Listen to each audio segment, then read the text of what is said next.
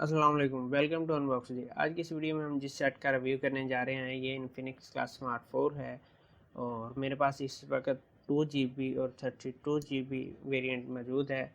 और सबसे पहले अगर इसके बॉक्स की तरफ देखा जाए तो इसके बैक के ऊपर कुछ डिटेल दी गई हैं जो मैं आपके साथ शेयर करता हूँ। 6.6 इंच डिस्प्ले है, 4000 mAh की बैटरी है, ड्यूल AI कैमरा है, face unlock and fingerprint sensor, 4G dual stand by Android 9 पाई है।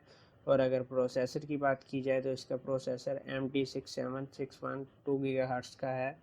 और अगर इसके अंदर लगी हुई चिप की बात की जाए तो वो कोर्टेक्स A53 की है। और अब बात की जाए कि बॉक्स के अंदर क्या क्या मौजूद होता है, तो बॉक्स के अंदर एक सबसे पहले चार्जर होता है अडाप्टर जो कि 1 एम्पियर का है। उसके बाद एक माइक्रो USB की पावर केबल होती है, एक हैंड फ्री और एक हार्ड केस बैक कवर। उसके बाद एक सेट होता है। सबसे पहले अगर इसके ऊपर की तरफ देखा जाए तो यहाँ आपको एक कैमरा नज़र आता है और साथ में इसके छोटी सी एक LED है। और अगर नीचे की तरफ देखें तो 3.5 mm का एक ऑडियो जैक है और साथ में एक माइक्रो USB की चार्जिंग पोर्ट है। और अगर इस साइड को देखें तो ये बिल्कुल खाली है। और अगर यहाँ पर देखें तो आपको 2 कैमरे नज़र आ रहे होंगे और ड्यूल LED नज़र आ रही होगी। ऊपर वाला कैमरा 8 MP का है और जो नीचे वाला है ये QVGA कैमरा है। और यहाँ पर आपको फिंगरप्रिंट सेंसर नज़र आ रहा है, इन्फिनिक्स की ब्रांडिंग है और यहाँ पर स्पीकर दिया हुआ है। अगर इस तरफ देखें तो यहाँ पर आपको नज़र आ रहा होगा ऊपर वॉल्यूम कीज़ है, यहाँ पर गूगल असिस्टेंट का बटन है और ये पावर ऑन ऑफ के लिए बटन है।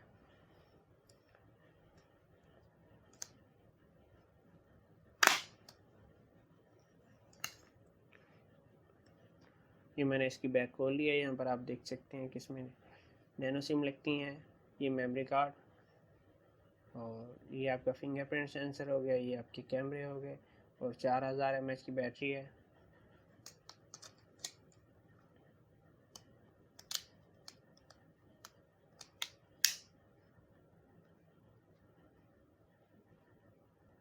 और अब बात कर ली जाए इसकी परफॉर्मेंस की, तो इसके अंदर कोर्टेक्स A53 की चिप लगी हुई है जो कि कोई बहुत ज़्यादा हैवी चिप नहीं है। और अब कैमरे को देख लेते हैं। अगर कैमरे में देखा जाए तो यहाँ पर वीडियो, फ़ोटो, ब्यूटी, बोके के ऑप्शन मौजूद है। अगर इसके कैमरे के फ़ोकस की बात की जाए तो इसका फ़ोकस काफ़ी अच्छा है।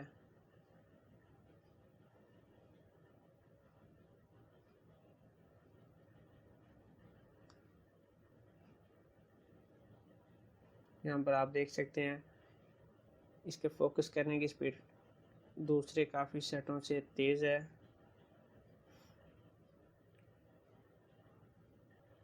और अब बात कर ली जाए पबजी की, तो पबजी में आपको चला के दिखा देता हूँ।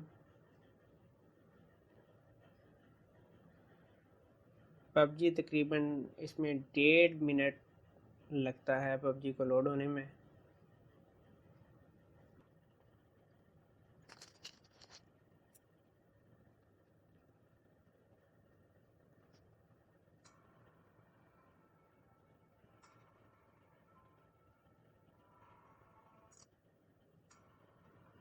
यहाँ पर ग्राफिक्स की सेटिंग मैं आपको दिखा देता हूँ।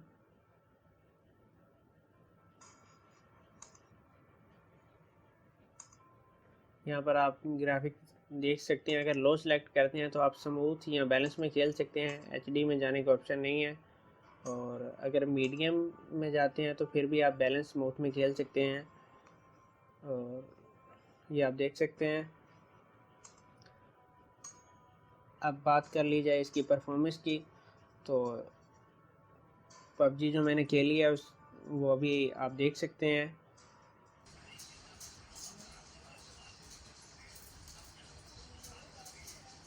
तो अब बात की जाए पबजी परफॉर्मेंस की, तो सबसे पहले ये गेम 1.5 मिनट में लोड होती है। ग्राफिक्स में आप लो में स्मूथ और बैलेंस में खेल सकते हैं और मीडियम में भी स्मूथ और बैलेंस में खेल सकते हैं।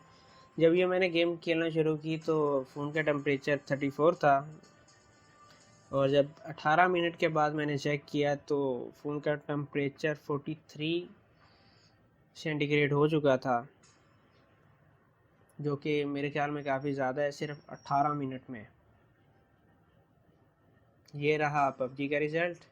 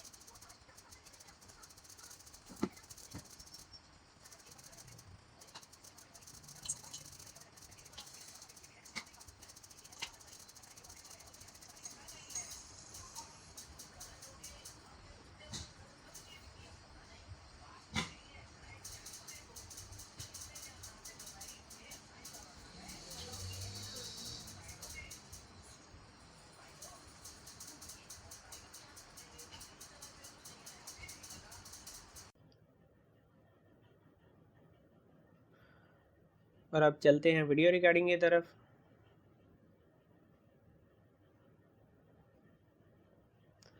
तो अभी इसकी वीडियो रिकॉर्डिंग की परफॉर्मेंस मैं आपके साथ शेयर कर रहा हूँ कि जब मैंने इसकी वीडियो रिकॉर्डिंग स्टार्ट की तो इस फ़ोन का टेम्परेचर था 33 सेंटीग्रेड और जब मैंने फ्लैश लाइट के साथ रिकॉर्डिंग शुरू की तो 8 मिनट के बाद जब मैंने फ़ोन का टेम्परेचर चेक किया तो फ़ोन का टेम्परेचर 44 हो चुका था। जिसके बाद मैंने एक मरतबा फिर रिकॉर्डिंग शुरू की तो सिर्फ 2 मिनट के बाद फ़ोन ने टेम्परेचर हाई का ऑप्शन दे दिया, मगर मैंने रिकॉर्डिंग फिर भी जारी रखी। जिसके 8 मिनट बाद मैंने जब वीडियो बंद की तो फ़ोन का टेम्परेचर 49 के ऊपर जा चुका था, जो कि बहुत ज़्यादा है।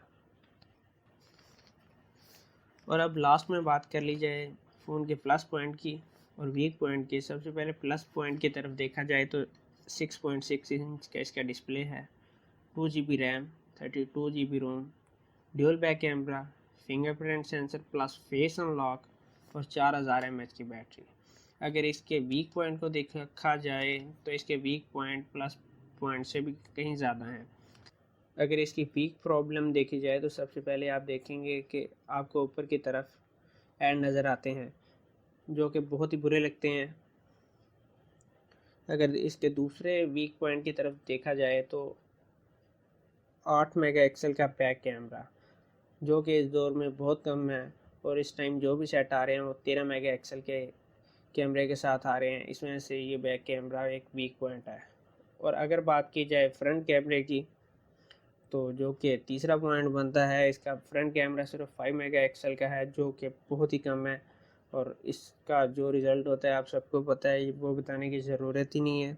और चौथी जो इसमें प्रॉब्लम है वो है OTG के साथ अटैच नहीं होता, OTG को सपोर्ट नहीं करता। नंबर 5 में है चार्जिंग। ये फ़ोन तकरीबन अपने ओरिजिनल चार्जर के साथ तकरीबन 3.25 घंटे में फुल चार्ज होता है। और नंबर 6 जो कि सबसे मेन इशू है वो है हीट अप का। इसकी मैं आपको परफॉर्मेंस बता चुका हूँ कि जो सेट 15 मिनट की रिकॉर्डिंग में 49 सेंटीग्रेड पर पहुँच जाए उसकी क्या परफॉर्मेंस होगी। और अगर आप इस सेट को वीडियो रिकॉर्डिंग के लिए या गेमिंग के लिए लेना चाह रहे हैं तो ये सेट बिल्कुल आपके लिए नहीं है। ये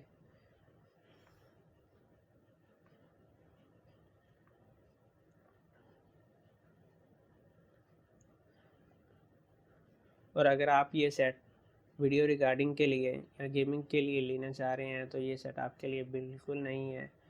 जो सेट सिर्फ 18 मिनट की पबजी में 43 पे चला जाए और सिर्फ 16 मिनट की वीडियो रिकॉर्डिंग में 49 सेंटीग्रेड पे चला जाए, उससे आप क्या एक्सपेक्ट कर सकते हैं।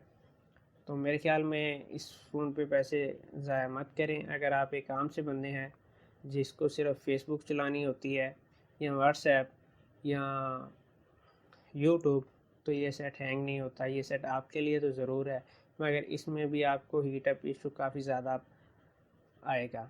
आज की वीडियो में बस इतना ही। अपना बहुत सारा ख्याल रखिएगा। इजाज़त दीजिए। अल्लाह हाफिज़।